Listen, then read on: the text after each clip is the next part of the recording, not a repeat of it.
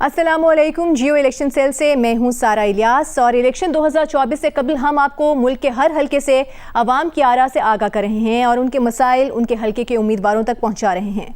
इसी सिलसिले में आज के प्रोग्राम में हम सबसे पहले जाएंगे सिंध में कौमी असम्बली के हलका 223 बदीन में, जहां गुज़िश्ता इंतखाबात में कौमी असम्बली की साबिक स्पीकर डॉक्टर फहमीदा मिर्ज़ा रुकने कौमी असम्बली मुंतखब हुई थी और उन्होंने GDA की उम्मीदवार की हैसियत से 94,988 वोट्स हासिल किए।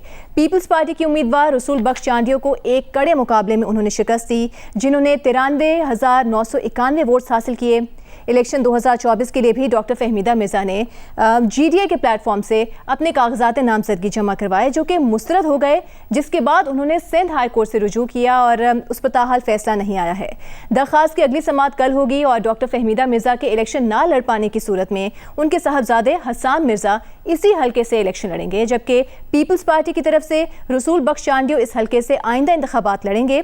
और इस हल्के में 2024 के इंतखाबात की सूरत हाल का जायजा लेने के लिए इस वक्त हम चलते हैं बदीन में अपने नुमाइंदे इजाज रई की जानिब। इजाज, बताइएगा। कौमी असम्बली के हल्का NA 223 जो कि शहरी और देही इलाकों पर मुश्तमिल है। इस वक्त मैं बदीन के इलाके शहबाज रोड पर मौजूद हूँ।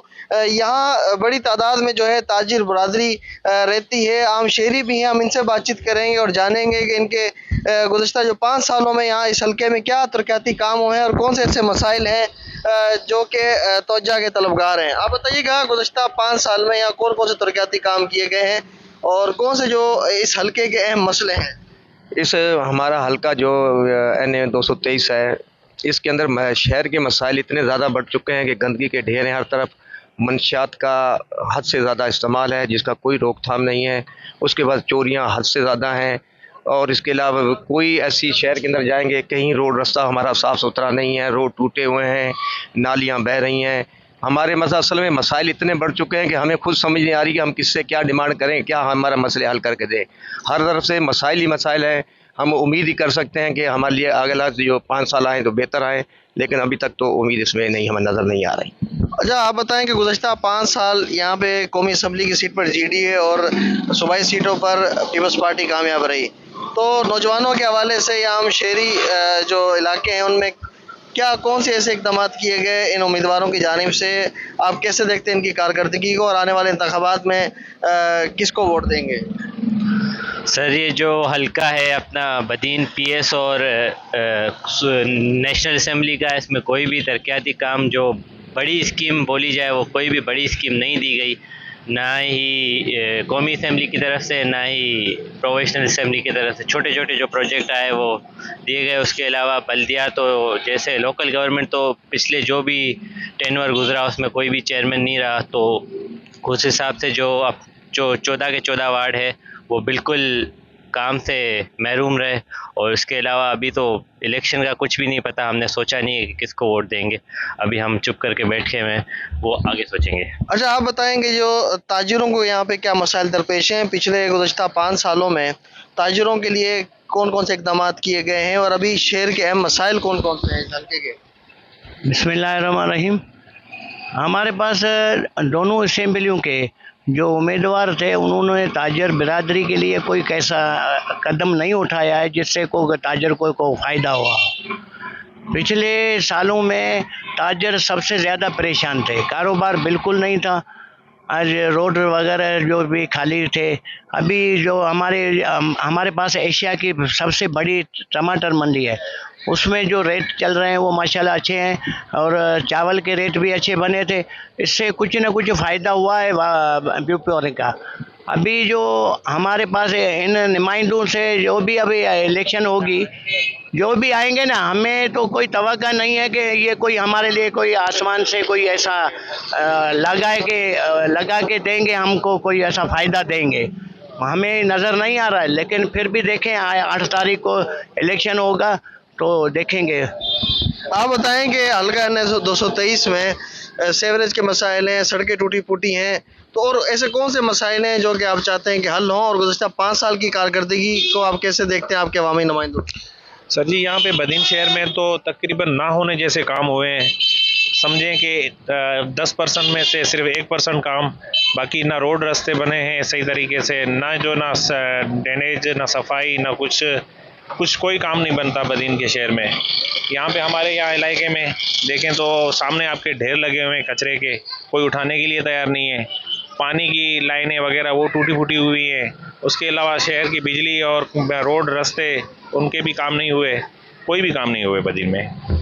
हल्का एन 223 की आवाम से हमने जानी, और ये जिले हेडक्वार्टर बदीन का अहम इलाका शहबाज रोड है। इस वक्त आप देख सकते हैं कि यहाँ पे गंदगी के ढेर लगे हुए हैं और जो है इनसे ताफुन भी उठ रहा है। रोड रास्ते भी जो है टूटे हुए हैं, तो सहूलियात का फुकदान यहाँ पे नज़र आ रहा है। हल्के की आवाम भी जो अपने अवामी नुमाइंदों से मायूस नज़र आ रही है।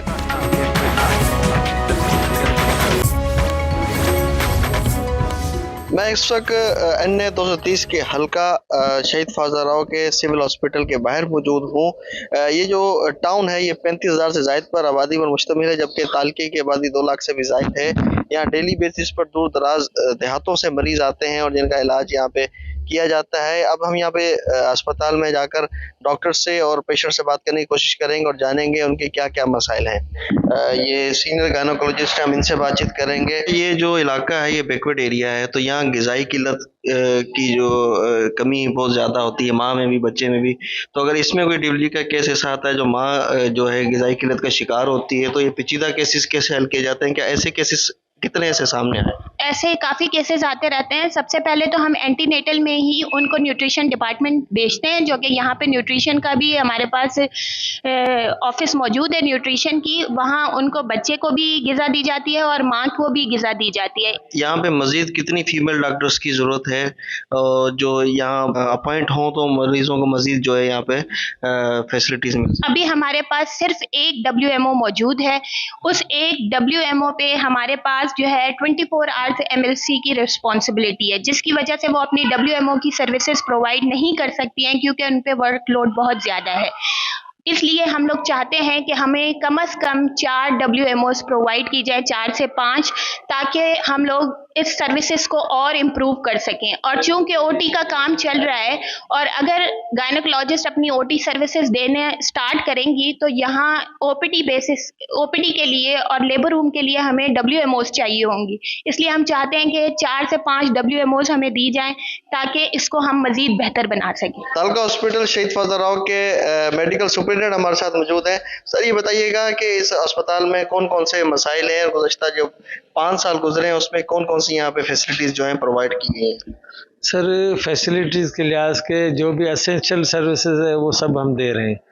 मिसाल के तौर पे हमारे पास पीडियाट्रिशियन है तो हम पीड्स की वार्ड चला रहे हैं, पीड्स के जो है दे रहे हैं। TB क्लिनिक के लिए हमारे पास जो है TB क्लिनिक है, जीन एक्सपर्ट की रिपोर्ट हो रही है, स्पिरिट में भी हो रही है। दूसरी रिपोर्टें जो है एसेंशियल है वो लेबॉरेटरी की हो रही हैं, एक्सरे सर्विस है। तो ये बताइएगा कि यहाँ पे टोटल स्टाफ कितना है, कितनी शॉर्टेज है, स्पेशलिस्ट डॉक्टर मौजूद हैं या नहीं है? स्पेशलिस्ट हमारे पास सर्व आर्थोपेडिक सर्जन है, पीडियाट्रिशियन है, गायनेकोलॉजिस्ट है। बाकी सारे स्पेशलिस्ट की सीटें वैकेंट पड़ी हुई है।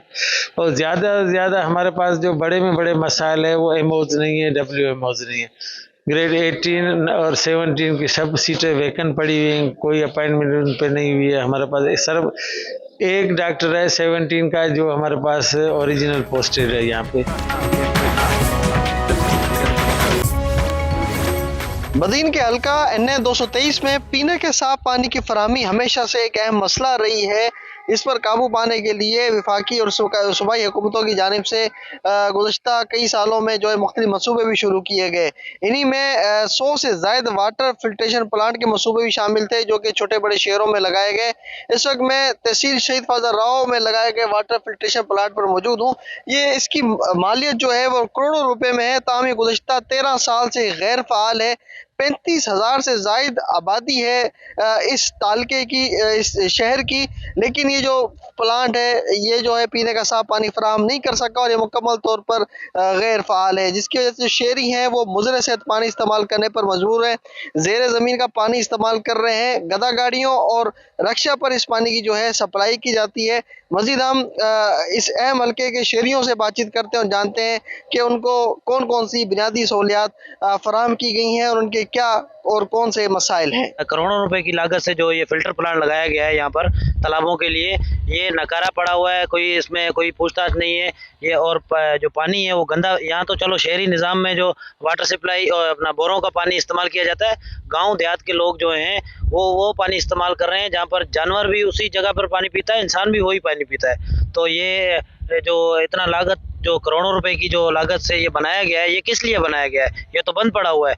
ये जब से हमने देखा है ये बनाया गया था, इसकी फोटो सेशन तो बहुत मकदार पर हुई थी, बहुत बड़े बड़े यहाँ पर आए थे लीडरान जो इसका इफ्तिताह करने के लिए, पर इसको आज तक इस्तेमाल तो नहीं करवा सके। फिर वो गुलारची की इस जो आबादी, जो 35,000 की आबादी से जो मुश्तमिल है ये शहर, इस चीज़ से वो मुतासर हो रहा है। तो खुदारा इस चीज़ का नोटिस लिया जाए और इसको चलवाया जाए। आपके हल्के में गुज़श्ता 5 साल में कौन कौन से मंसूबे दिए गए हैं, वो मंसूबे मुकम्मल भी हुए हैं या नहीं हुए हैं? शहरियों को कहाँ तक कितनी और सहूलतें दी गई हैं? मंसूबे तो बहुत सारे दिए गए कागजों में। मैं आपको जैसे कि हमारे इधर खड़े हैं, हमारे सामने ये फिल्टर प्लांट है, करोड़ों की लागत से बनाया गया फिल्टर प्लांट। इसके लिए लाइनें भी बिछाई गई, रोडों को उखाड़ा गया।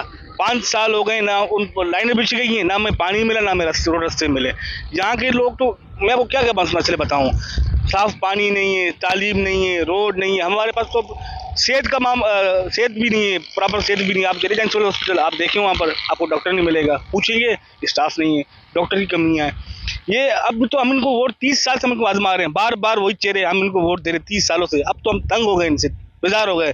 इंशाल्लाह इस बार हम कोशिश करेंगे कोई नया चेहरा आए जिसको हम वोट दें, पर इस बार इनको हम वोट नहीं देंगे।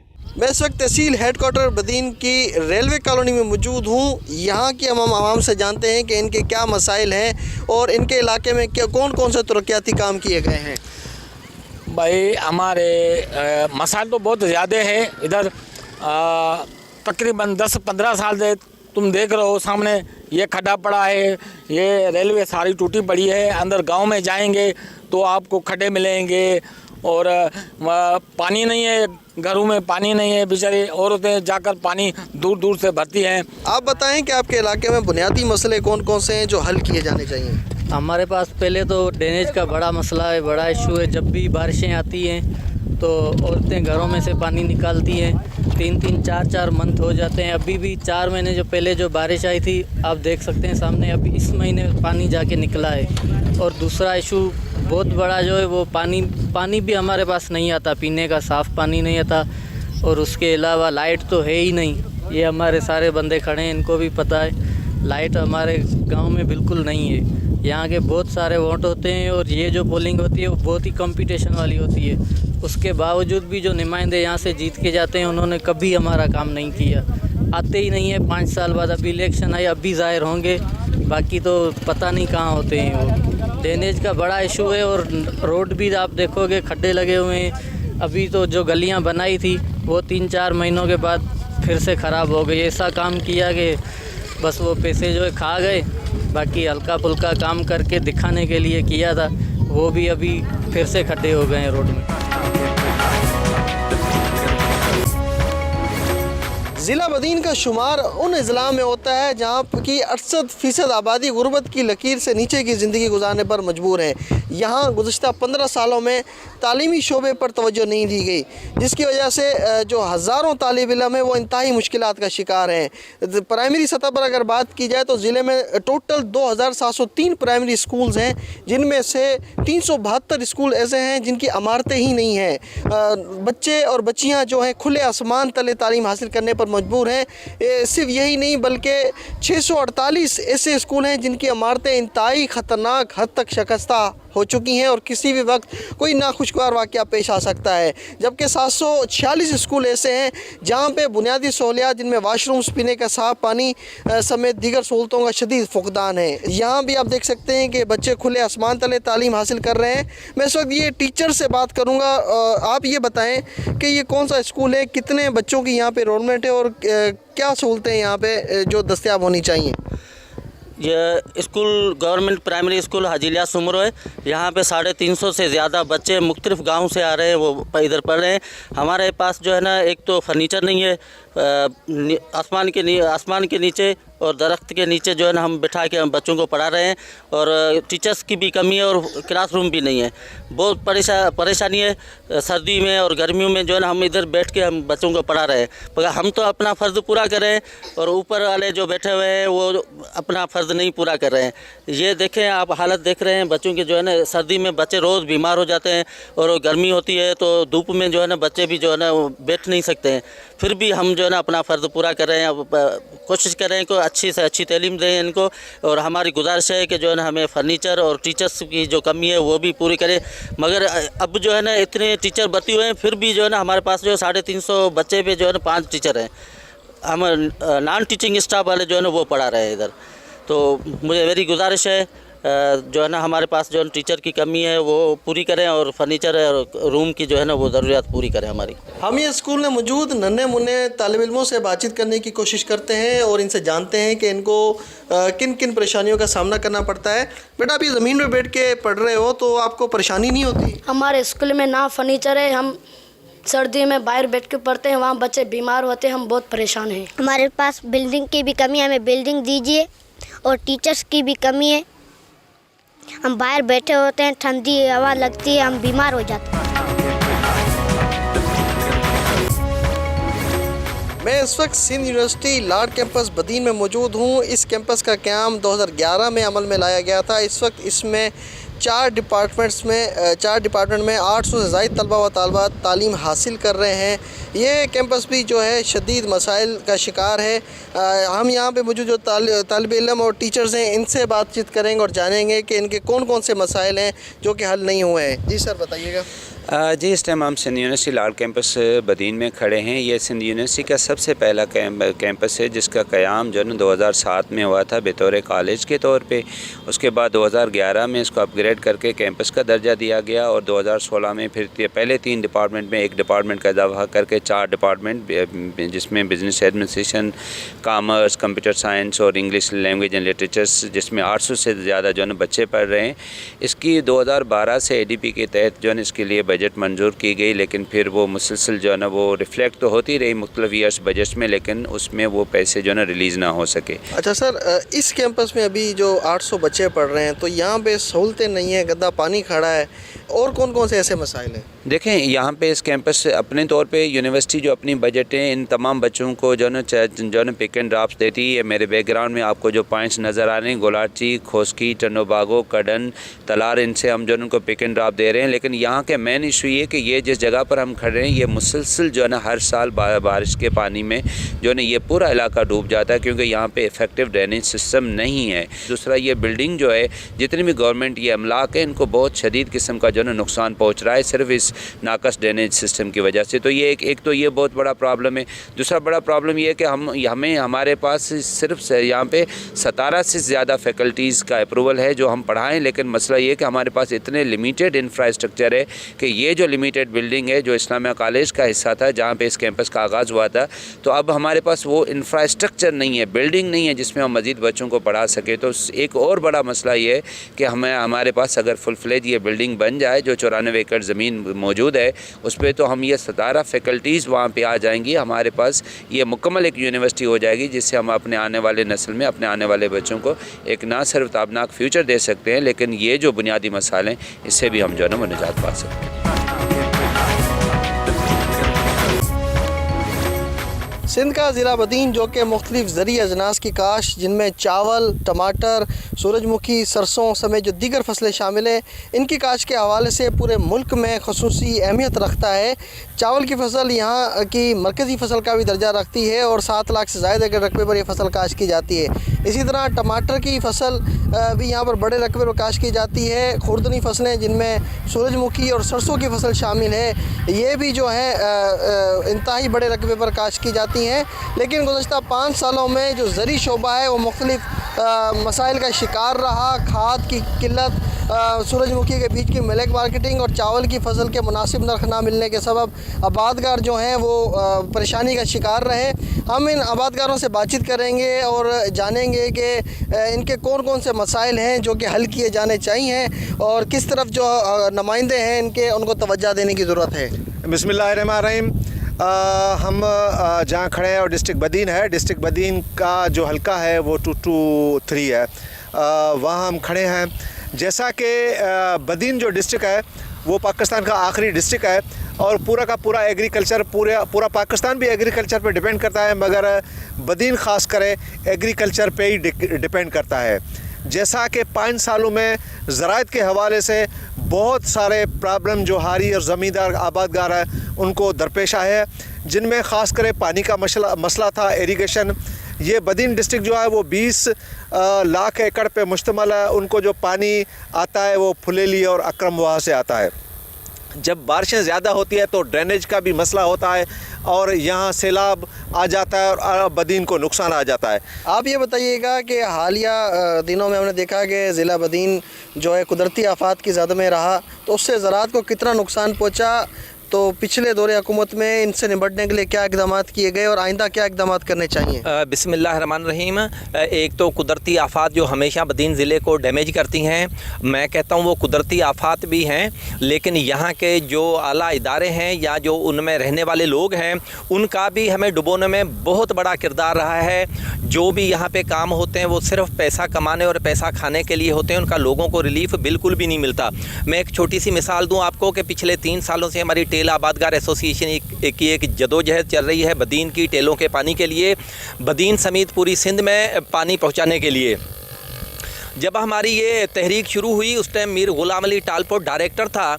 हमारी जदोजहद के बाद उसको उसके अहदे से हटाया गया, लेकिन अभी हमें एक उम्मीद जागी कि हमारा जो अकरम वहा है उसको अपग्रेड करके उसके पानी उठाने की कैपेसिटी बढ़ा के हमारी टेलों को सरसब्ज़ आबाद किया जाएगा। लेकिन उस प्रोजेक्ट का नाम है सवात प्रोजेक्ट। उसका डायरेक्टर फिर मीर गुलाम अली को मुकर्रर किया गया है और इस टाइम अकरम वहा की 96 RD से वो अपनी सखर बैराज की ज़मीनें आबाद करने के लिए एक वाटर कोर्स निकाल के लेके जा रहा है, जिसके लिए हम हाई कोर्ट में भी गए हैं, लेकिन वो अपने हथियारबंद बिठाकर कोर्ट में केस चलने के बावजूद, हमारी जदोजहद चलने के बावजूद वो वाटर कोर्स कोटड़ी बैराज का पानी सखर बैराज पे ले जाने के लिए बनवा रहा है और हमारा पानी चोरी करेगा। हम कहते हैं एक बार फिर हमारी टेलिंग को बंजर और गैराबाद करने का मंसूबा है ये। हल्का NA 223 की आवाम का कहना है कि सेहत की नाकाफी सहूलियात, तालीमी शोबे की ज़बूहाली, इंफ्रास्ट्रक्चर की तबाही, बुनियादी सहूलियात का फुकदान समेत कई ऐसे मसाइल हैं जो कि गुज़श्ता कई सालों से जूं के तूं हैं। अब देखना यह है कि आम इंतखाबात 2024 में कामयाब होने वाले अवामी नुमाइंदे किस हद तक इन मसाइल को हल करने में कामयाब हो पाते हैं। इजाज़ सही हमें अपडेट कर रहे थे बदीन के हल्का 223 से, वहाँ पर इंतखाबी सूरत हाल क्या है, अवामी मसाइल क्या हैं। अब यहाँ पर पीने के साफ़ पानी की फराहमी एक अहम मसला नज़र आता है। साथ ही साथ जो महंगाई की सूरत हाल है ओवरऑल, उससे भी अवाम खासे परेशान दिखाई देते हैं। इसके अलावा मुकामी अस्पताल में स्पेशलिस्ट डॉक्टर्स की यहाँ पर कमी है, उसकी वजह से भी अवाम खासे परेशान है। तो अब क्या आने वाले इंतखाबात में जो नुमाइंदे मुंतखब होकर आएंगे वो इन मसाइल को एड्रेस कर सकेंगे, अवाम की उम्मीदों पर पूरा उतर सकेंगे, ये एक अहम सवाल है। एक ब्रेक लेते हैं, ब्रेक के बाद वापस आएंगे, आपको कौमी असेंबली के एक और हल्के में लेकर जाएंगे। हमारे साथ रहिएगा।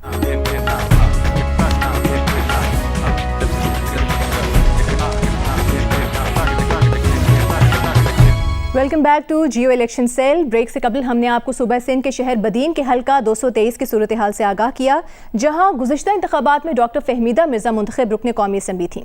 अब हम चलते हैं खैबर पख्तूनख्वा के शहर कोहाट के हल्का NA 35 की जानिब, जहां जियो न्यूज़ के नुमाइंदे यासिर शाह हमें हल्के की सूरत हाल और वहाँ के अहम मसाइल से आगाह करेंगे।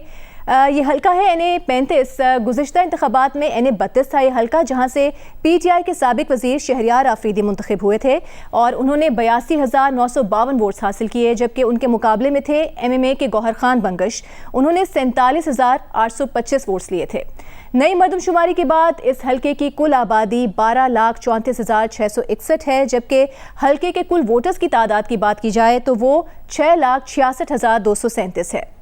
इलेक्शन 2024 में इस हल्के से मुस्लिम लीग नून के अब्बास खान आफरीदी, जबकि तहरीक इंसाफ से शहरियार आफरीदी ही इस बार भी अपनी किस्मत आजमाएंगे और दीगर जमातों में JUI के गौहर मोहम्मद बंगश और ANP के नूर असलम खान भी हल्का NA 32 से इंतखाब लड़ेंगे। अब जानते हैं कि कोहाट के अवाम अपने मुंतखब नुमाइंदों के बारे में क्या कहते हैं। कोहाट NA-35 एक कौमी और 3 सूबाई हलकों पर मुश्तमिल है। कोहाट जो है वो कुदरती वसाइल से मालामाल है। ऑयल और गैस के ज़खायर यहाँ पर मौजूद हैं, कोयले की कानी यहाँ पर मौजूद हैं।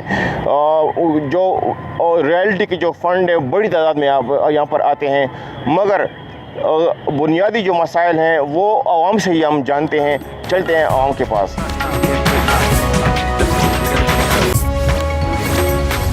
जी, आवाम के मसाइल जानने के लिए हम यहाँ पर कोहाट शहर में अभी हम आए हैं यहाँ पर, तो यहाँ से लोगों से पूछते हैं कि इनके जो बुनियादी जो हुकूक हैं या बुनियादी जो मसाइल वो किस तरह हल होंगे, किस तरह बुनियादी हुकूक हासिल होंगे। जी अस्सलाम वालेकुम, मैं नाम पीर शाह अब्दुल्ला शाह, मेरा ताल्लुक़ अवामी नेशनल पार्टी से। आप लोग यहाँ आए, जियो वाले हम आपको खुशामदीद कहते हैं। यहाँ कोहाट के सबसे इस वक्त जो बड़ा मसला है जहाँ हम करें, ये मेन रोड है। ये कोहाट का वाहिद रोड है, बाकी तमाम रोड जो है वो आर्मी वाले के साथ है, कैंट वालों के साथ है, वो बंद है। जो ये रोड है, और इस रोड की मंजूरी हुई थी डबल करने के लिए सादुल्ला शाह चौक से लेकर कॉन्वेंट स्कूल तक, और तकरीबन 6 साल हुए हैं कि इस पर पेपर वर्क मुकम्मल हो चुका है। और ये भी हमें इतला है कि इसके लिए फ़ंड भी आ चुकी है और NOC वगैरह, लेकिन इस पर अभी तक टेंडर नहीं हुआ है। अगर ये रोड के लिए टेंडर हो जाए और इसमें कोई मुश्किलात हो तो मैं यहाँ के GOC जो ज़िला करक के से ताल्लुक़ रखने वाले उससे कहता हूँ कि आप कंट्रोलमेंट बोर्ड वालों से और स्टेशन एंड क्वार्टर वालों से उनसे कह दें कि जो इनके जो दरकार मसले है या NOC है वो NOC ख़त्म कर दें ताकि ये रोड डबल हो जाए। और इस रोड वजह से पूरा कोहाट जाम है। आप खुद देख रहे हैं इस वक्त बहुत ज़्यादा रश है, क्योंकि एक ही कोहाट है और एक ही रोड है। तो ये रोड बहुत ज़रूरी है, और मैं यहाँ कोर कमांडर से और GOC से कहता हूँ कि आप इस पर अर्जेंट नोटिस लें ताकि ये रोड डबल हो जाए। जो बड़ी मसला है वो लेकर अस्पताल का है, जिसको अधूरा छोड़ के सब ने तो बड़ी बड़ी जो है ना वो बातें कर ली है, लेकिन अधूरा काम छोड़ दिया। उस दिन मैं अपनी बच्ची को लेके कह रहे मेरे पास सिरिंज नहीं है, सिरिंज अवेलेबल नहीं है हमारे अस्पताल में। तो ये गरीब आवाम और क्या मसाइल बयान करेंगे? ऐसे इलेक्शन करने का भी क्या फ़ायदा कि ऐसे नुमाइंदे आ जाएं जो अपनी जो है ना बस ऐशों में बंद रहें और हमारा एक काम भी ना हो। दूसरा जो बेसिकली अभी ये रोड पे जो मसला बना हुआ है, आप थोड़ा सा कैमरा अगर इस साइड पे कर लें, ये जो गैस की पाइपलाइन इसने चाल दी है, अभी तक ये इसकी वजह से और मसाइल हमें बढ़ गए हैं और रोड नहीं बन रहा, रोड पे काम नहीं हो रहा। ताकि ये पीस भी अगर हो जाए ठीक तो कोई 5% तक मसला ये भी हल जाएगा। बस सलाम। अब क्या समझते हैं कि ये मसाइल कैसे हल होंगे? ये कौन कैसे लोग आने चाहिए यहाँ की अगली हुकूमत में? हम तो कहते हैं कि ऐसे लोग आ जाएं जो सिर्फ़ और सिर्फ ईमानदार लोगों को लेके आएँ और सही लोगों को, ताकि वो आवाम की खातिर कुर्बानियाँ दें और सिर्फ़ अल्लाह और रसूल को जान के ये काम करें। और पार्लियामेंट में हम ऐसे लोगों को क्या लेके आएंगे कि जिस तरह पिछले 10 साल में ना कोई मेगा प्रोजेक्ट है, जंगल खीर की तरफ से जो रास्ता बंद है उसका मसला है, वैसी भी रोड तंग है, वो बहुत बड़ा गंभीर मसला है, लेकिन इस पर कोई रायमल नहीं। हमने दरख्वास्तें भी दी हुई है, लेकिन अभी तक वो रास्ता नहीं खोला। कह रहे हैं कि ये रास्ता इसलिए बंद है कि इससे ट्रैफिक जाम होता है। अगर वो रास्ता बंद है तो उस वजह से, तो अभी जो ट्रैफिक जाम है किस वजह से?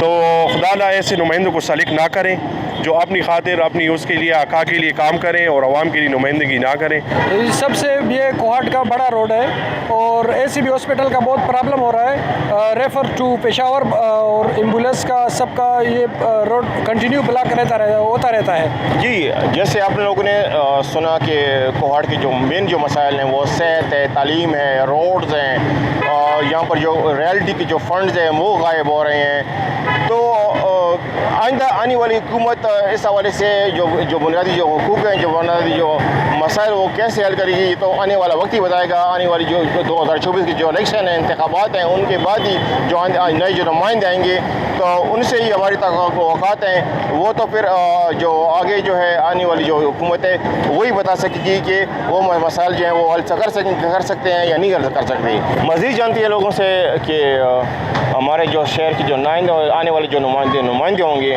वो हमारे लिए क्या करेंगे, उनसे लोगों की क्या तवक्कुआत हैं। जी बिस्मिल्लाहिर्रहमानिर्रहीम, मेरा नाम असद नौशाद है और हमारे जो इससे पहले भी जितना हमारा कोहाट का इलाका है वो अरबों रुपए रॉयल्टी मिल रही है, लेकिन हमारे रोड की हालत देख लें। हमारे जो गैस है वो सुबह भी गैस नहीं होती, बगैर हम खाए पिए दफ्तर जाते हैं, बच्चे स्कूल को जा रहे हैं लेकिन गैस नहीं है। रोडों की हालत देखें, रोड टूटी फूटी हुई हैं बिल्कुल रोड। और इसके अलावा जो बुनियादी मसला है अस्पताल का, वो अस्पताल इंतहाई अस्पताल की हालत ख़राब है। यहाँ पे कुछ भी नहीं है, लोग लेके जाते हैं अपने मरीज़ों को, लेकिन वहाँ से उनको पेशावर रेफ़र कर दिया जाता है। उसकी वजह यह है कि वहाँ पे फैसिलिटीज़ नहीं है, सहूलियात नहीं है। हमारे 2 अस्पताल हैं, एक लियाकत मेमोरियल अस्पताल है, वो भी तोड़ा गया है दोबारा मरम्मत के लिए, लेकिन वो वहाँ पे भी कुछ भी नहीं है। उठा के ले गए हैं सारा कुछ। बच्चे जो होते हैं तो वो कभी पेशावर लेके आते हैं, कभी CMH लेके जाते हैं, लेकिन वहाँ पे बहुत ज़्यादा ख़र्चा आता है। और अक्सर ऐसा होता है कि हमारे जो रोडों की वजह से जो एम्बुलेंस हैं वो भी रोडों में फंस जाती हैं, और जिस वजह से जो मरीज़ होता है उसकी हालत मज़ीद ख़राब हो जाती है, और रास्ते में अक्सर मरीज़ जो होते हैं तो वो दम तोड़ जाते हैं। अस्पतालों की हालत तो इंतहाई ख़राब है। अभी तक जो भी हुकूमतें आई हैं इससे पहले वो सियासत भी इसी पे करते रही हैं, रोड पे करती नहीं है, लेकिन उन्होंने कुछ भी नहीं किया। आइंदा जो हुकूमतें हैं वो भी पता नहीं अब कुछ कर सकेंगी कि नहीं। जो आता है उसका बस आवे अपने नाम पे वोट लेते हैं कि हम ये करेंगे वो करेंगे, लेकिन वो गायब हो जाते हैं, इस्लामाबाद में बैठ जाते हैं, वापस नहीं आते। उनको फिर कोई भी नहीं देख सकता कि क्या हो रहा है और कब आएंगे। पहले हमारे पीछे भागते हैं, फिर जो होते हैं 5 साल वो कुर्सी के पीछे उधर ही बैठे रहते हैं, इस्लामाबाद में ही बैठते हैं, वापस ही नहीं आते। हमें पता ही नहीं होता कि कब आएंगे कब नहीं होंगे, घंटों घंटों टाइम लेना पड़ता है दिन पे, लेकिन नहीं आते वो। जी, इस वक्त कोहाट में मसाइल जो हैं तो ये मेन रोड बनू रोड जो गैस की वजह से शदीद गैस की पाइपलाइन के लिए जो खुदाई हुई है, इससे बहुत बड़ा मसला बना हुआ है। और इसके अलावा जो हमारा KDA हॉस्पिटल है, यहाँ पे ऊपर इलाकों तक जो है तो लोग आते हैं, लेकिन ये एक कैटेगरी फ़ाइलों में कागजात में हो चुका, लेकिन अमली तौर पे इसको अभी तक अमली तौर पे ये नहीं हुआ।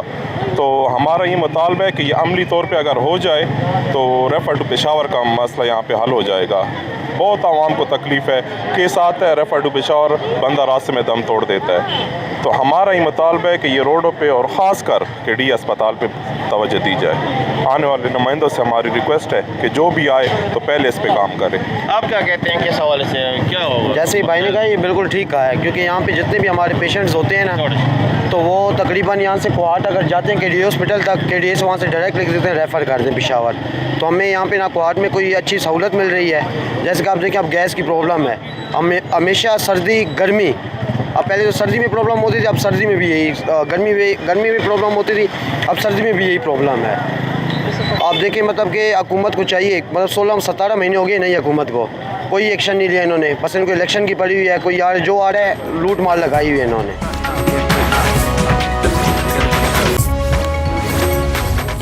कोहाट के जो बुनियादी जो मसाइल हैं उसके हवाले से आप क्या कहेंगे?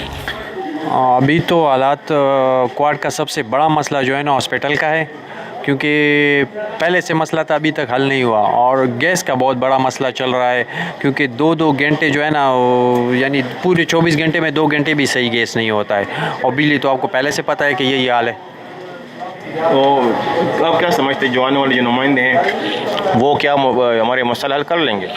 हम उम्मीद रखते हैं, लेकिन पहले से जो इलेक्शन से पहले जो भी लोग बोलते यही वादे करते हैं, लेकिन जब आ जाते तो फिर पता नहीं लगते कि वो किधर चले जाते हैं। लेकिन अभी तो इलेक्शन से पहले जो है ना सब अच्छे वादे कर रहे हैं काम के, अभी पता नहीं उसके बाद पहले जैसे होंगे या सही होंगे। आप क्या समझते हैं कि जो पिछली जो हुकूमती जो गुजरी हैं, इसमें आप जो कारोबार है, कारोबार का क्या सूरत हाल है आजकल? ये कारोबार तो इन लोगों की वजह से भी ख़राब है। बिजली नहीं है, सारे पूरा दिन में जो है ना 12 घंटे 10 घंटे लोड शेडिंग है। कभी कभार जो कहते हैं कि 8 बजे से 2 बजे नहीं है, एक दिन होता है या 2 दिन या तीसरे दिन कभी कभी 12 घंटे भी नहीं है।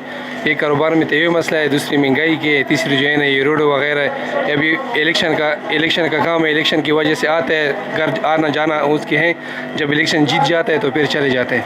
इंतखाबात में कोहाट के बुनियादी वो मसाइल जो हैं ये लोग हल कर लेंगे इंशाल्लाह। वाद तो किए ये हल हो जाएंगे, लेकिन ये बात जो है ना ऐसे मसले हैं, जैसे गैस का मसला हुआ, गैस नहीं आ रही मतलब घरों में, या कोई और ऐसे मतलब बिजली के मसाइल हैं, ये हल नहीं हो रहे। तो इंशाल्लाह उम्मीद रखी हुई है इनसे, पार्टियाँ जो कभी एक आ रहा है कभी दूसरा आ रहा है, तो इंशाल्लाह ये मसाइल हल हो जाएंगे। वादे तो किए हुए हैं, बाकी अल्लाह जाने। कारोबार की क्या सूरत हाल है? कारोबार तो अभी इस तरह है कि मतलब इलेक्शन नहीं हो रहे, लोगों के पास पैसे भी इतने, और दूसरी बात यह कि महंगाई बहुत है। महंगाई जो है ना हर चीज़ आसमान से बातें कर रही है, चाहे वो कपड़ा हो, चाहे वो ज्वेलरी हो, चाहे खुर्दनोश हो, दूसरी ऐसी चीज़ है जो मतलब आवाम की पहुंच से दूर है, तो इसी वजह से कारोबार भी बुरा असर पड़ता है। जियो इलेक्शन सेल में यहाँ पर एक छोटा सा ब्रेक लेते हैं। ब्रेक के बाद वापस आएंगे, आपको दोबारा को हाथ लिए चलेंगे, हमारे साथ रहिएगा।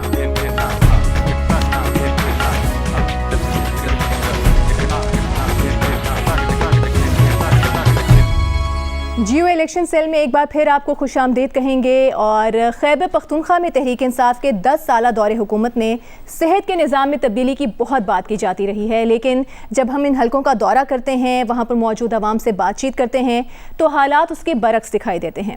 कोहाट में सेहत के शोबे से मुतालिक क्या सूरत हाल है, दीगर मजीद क्या मसाइल आवाम को दरपेश हैं, चलते हैं इस वक्त कोहाट में हमारे नुमाइंदे यासिर शाह की जानिब। यासिर, बताइएगा कोहाट के आवाम का क्या कहना है? इस वक्त हम लियाकत मेमोरियल अस्पताल में मौजूद हैं।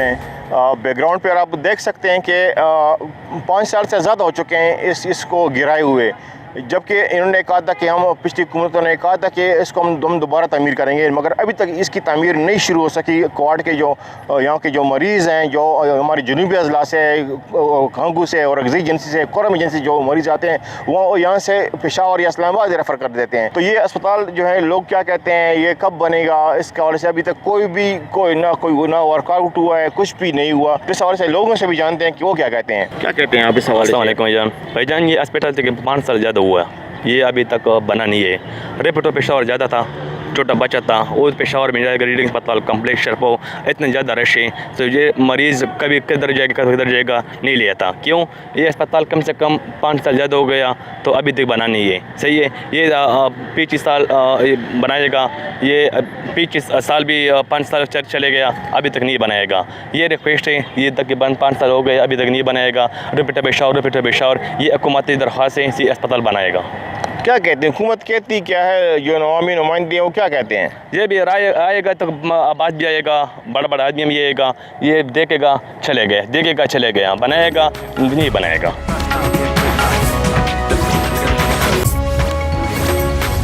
इस वक्त हम लियाकत मेमोरियल अस्पताल में मौजूद हैं। यहाँ पर हमारे साथ जो अस्पताल की जो DMS है डॉक्टर नीहा अफरीदी, वो हमारे साथ मौजूद हैं। उनसे पूछते हैं कि आखिर ये अस्पताल आखिर बनेगा कब? जी, ये तो खैर हम नहीं कह सकते कि कब बनेगा, क्योंकि ये तकरीबन 10-12 साल से ये डिमोलिश हुआ है और अभी तक कैसा चल रहा है, कुछ ब्रेक थ्रू नहीं हुआ अभी तक। हमारे जो बड़े हैं साहिबान हैं, हमारे हेल्थ के सेक्रेटरी हेल्थ साहब हैं, वज़ीर शाह साहब हैं, पहले परवेज़ खटक साहब आए थे, शहरियार अफरीदी साहब, हमारे जो MPA है जवाला बंगा साहब, इनके सामने सब कुछ आप देख रहे हैं डिमोलिश पड़ा हुआ है। तो यही बहाना होता है कि फ़ंड है, फ़ंड नहीं है, फ़ंड है, फ़ंड नहीं है, फ़ंड आ रहा है, फ़ंड नहीं आ रहा, तो बजट है, बजट नहीं है, तो उस वजह से ये पड़ा हुआ है, देर में पड़ा हुआ है। अब अस्पताल के बुनियादी मसाइल हैं क्या?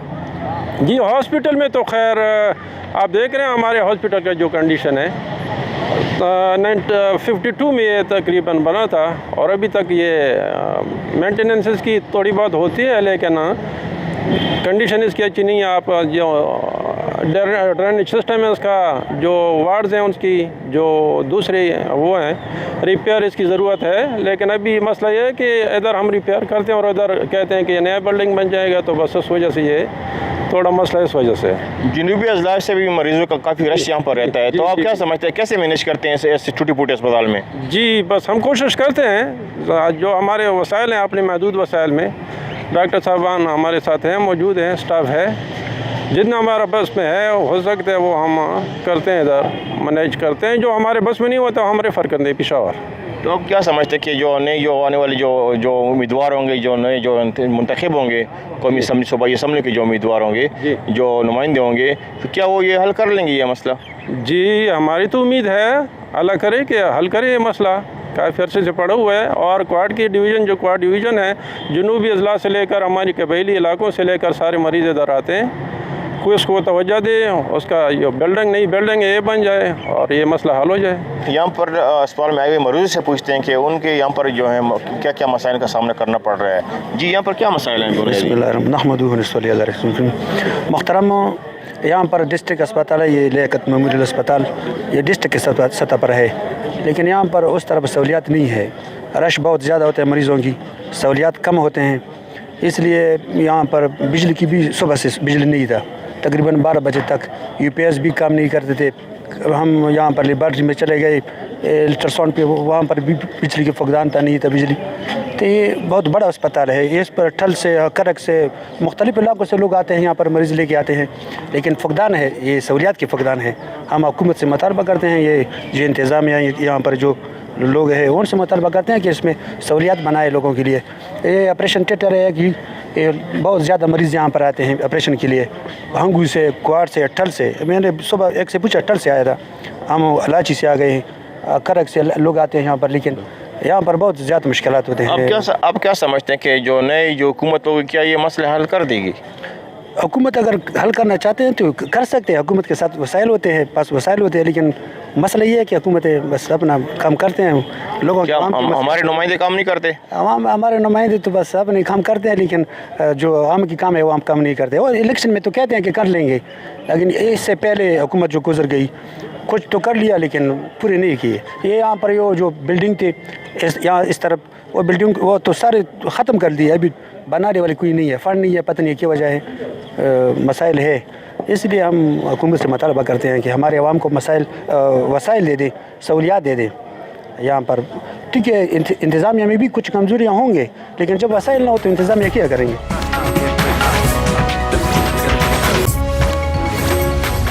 MS साहब हमारे साथ इस वक्त मौजूद हैं, इनसे पूछते हैं कि जो डेमोलिश हॉस्पिटल है जुनूबी अज़ला का, एक गेटवे भी है ये कोहाट चूँकि, तो ये अस्पताल कब तक बनेगा? सब हुकूमतों ने क्या किया, आने वाली हुकूमत इसके हवाले से क्या करेगी? जी, ये हॉस्पिटल जो है ना, ये इसकी सगी बुनियाद 1950 में जो है ना रखी गई थी, 1952 में कंप्लीट हुआ था।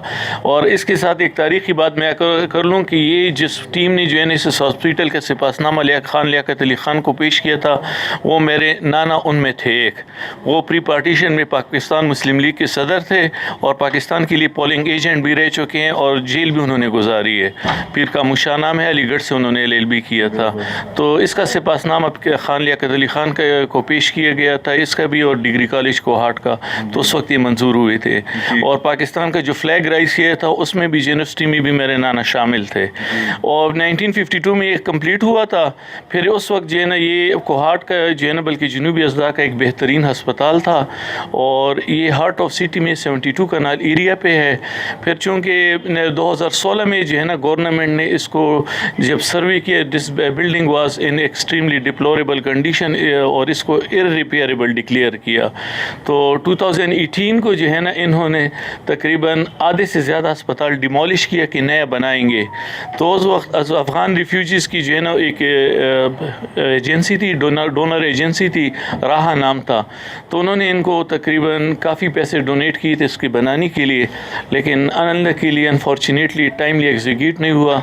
तो ये हॉस्पिटल डिमोलिश तो हो गया ज़्यादा, लेकिन रिपेयर का काम शुरू नहीं हुआ। मुवक्तन वफ़ौक्तन इसके इफ्तिताह भी कई दफ़ा की गए, लेकिन अनलकीली अस्पताल बन नहीं सका। तो मरीज़ों के लिए आप लोग क्या कर रहे हैं? जो यहाँ पर जो आने वाले मरीज़ हैं जुनूबी अज़ला से, तो वो आपको मुश्किल का सामना तो होगा आप लोगों को। ये अस्पताल जो है ना एक किस्म का जुनूबी अज़ला का जो है ना LI में काम जो ये कर रहा है ना, LRH और KTH की तरह कर रहा है। यहाँ हमारे पास बहुत क्वालिफाइड स्टाफ है, लेकिन अनलकीली स्पेस कम है और रश बहुत ज़्यादा है। पूरी जुनूबी अज़ला जो है ना, स्पेशली जैसे हंगू, कोहाट, करक, वज़ीरिस्तान से भी कभी कभी, औरंगज़ेब, करम से, हत्ता पंजाब जंड से, और वो कभी कभी फ़तेह जंग से भी मरीज़ इधर आ जाते, दरम खेल से। स्टाफ बहुत अच्छा स्टाफ है हमारे पास, लेकिन मुसीबत ये है कि बस अनलकीली इसको बार बार वो इसके लिए जो है ना डिमोलिश तो कर गया था कि इसको 2-3 साल में बना लेंगे, लेकिन 2018 से अभी तक ये बन नहीं सका। ये जो है ना बड़ी किस्मत ही इसको कह दें। और अभी जो है ना इसके वक्तन फ़ौक्तन प्राइस भी अब अप होते गए, जो पहले जो है ना जितने पैसे लगते हैं इस पर ख़र्चा भी ज़्यादा आएगा। लेकिन अल्हम्दुलिल्लाह अभी चंद दिन पहले जो है ना अभी ये जो इस वक्त की गवर्नमेंट है, इन्होंने जो है ना असम्बली से इसको जो है ना पास कर लिया है। इसके कंस्ट्रक्शन पे अब पहले कम पैसे लगते थे, 400 मिलियन तकरीबन लगते थे, अब 2 अरब से भी ज़्यादा का प्रोजेक्ट हो गया। लेकिन अल्हम्दुलिल्लाह असम्बली ने इसको पास कर दिया। ये केयर टेकर शॉर्टली थोड़ा सा बताइएगा कि कुछ उम्मीद है कि आइंदा जो आने वाली जो इलेक्शन है इसके बाद कुछ ये बन जाएंगे, क्या कहते हैं आप? मैं तो ये कहूँगा कि अभी तक जो इस वक्त जो हुकूमत बैठी है ना, ये तो बड़ी पॉजिटिव स्टेप उठा रही है और हम इनसे तो तवक्को रखते हैं कि ये अपनी उसकी कोशिश कर रही है पूरी कि एग्जीक्यूट कर ले कुछ तरीके से। उम्मीद रखते हैं कि अगर ऐसे अच्छे लोग ही वो हों तो कुछ हो जाएगा। आप क्या कहते हैं कि ये तमाम शहरों में DHQ हॉस्पिटल बन चुके हैं, तो और कैटेगरी ए के क्वाड का क्या सूरत हाल है? हर जगह ये जो है ना DHQ और की जो है ना तकरीबन KPK के एक डिस्ट्रिक्ट के अलावा हर जगह जो है ना डिविजनल हेडक्वार्टर सेपरेट होता है और DHQ सेपरेट होता है। ये LMH भी पहले DHQ था, लेकिन जब KDA हॉस्पिटल बन गया तो उसको DHQ भी करार दिया और टीचिंग भी। और ये अनलकीली अच्छी बात नहीं है। जैसे बनू में भी खलीफा गुलनवाज टीचिंग अस्पताल अलहदा है, DHQ अलहदा है। डी खान में भी जो है ना मुफ्ती मामूद टीचिंग अस्पताल अलहदा है, DHQ अलहदा है। सवाबी में भी टीचिंग अस्पताल अलहदा, DHQ अलहदा। मर्दान में तो न्यूरोसर्जरी हॉस्पिटल भी है। नौशहरा में हर जगह तकरीबन है। और ये कोहाट के हार्ट ऑफ सिटी में 72 कनाल एरिया है, जो बहुत बड़ा एरिया है और सिटी और इर्द गिर्द के लोगों के लिए सबसे ईजीएस्ट अप्रोच इस अस्पताल का है। तो अगर इसको हमने तो इसको राइज़ किया है, अगर अल्लाह करे कि इसको जो है ना DHQ का स्टेटस दिया जाए और उधर KDA का अस्पताल को टीचिंग रहने दी जाए तो बेहतर होगा।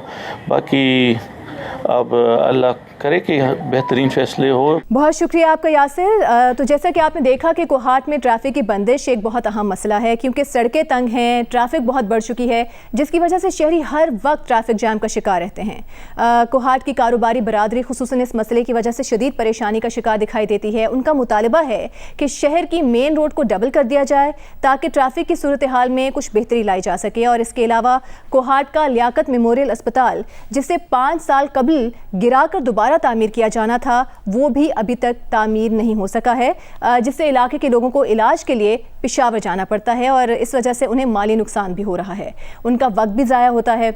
इसके अलावा बात की जाए दीगर मसाइल की, तो गैस की बंदिश, बिजली की लोड शेडिंग भी कोहाट के अवाम के अहम मसाइल हैं। देखते हैं कि 8 फरवरी को जो इंतखाबात होने जा रहे हैं उसमें अवाम अपने इन मसाइल के हल के लिए किस उम्मीदवार का इंतखाब करेंगे। कल आपको कौमी असम्बली के किसी और हल्के की सूरत हाल से आगाही देंगे। तब तक मुझे जियो इलेक्शन सेल से इजाज़त दीजिए। अल्लाह हाफिज़।